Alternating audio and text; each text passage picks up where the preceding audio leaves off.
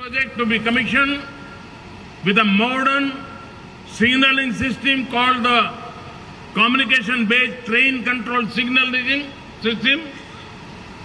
The coaches reflect the Make in India vision. They have been built by Alstom of France at their factory near Chennai and have an Indian component of around 70%. The Kochi Metro integrates the city's entire public transportation network into a single system. This system will have a common timetable, common ticketing, and centralized command and control. It also focuses on improving last mile connectivity and non-motorized transportation system in the inner city. The Kochi Metro has also pioneered an innovative PPP model for ticketing.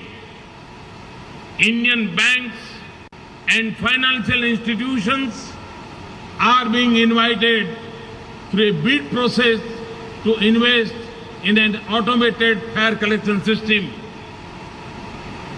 The selected bank will co-brand the Kochi Metro, fare card and app with the bank's name.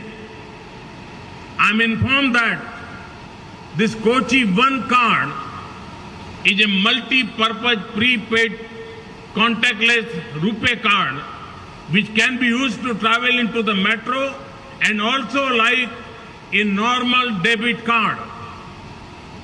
Kochi will be one of the few cities in the world and the first in India to have a modern open-loop smart card which can be used with other modes of transport like buses, taxis and autos as well. I'm also informed that the Kochi One mobile app has been developed with a long-term vision. The mobile app has an electronic wallet integrated to it, which to link to the Kochi One card. Initially, it will enable citizens of Kochi to avail of metro services.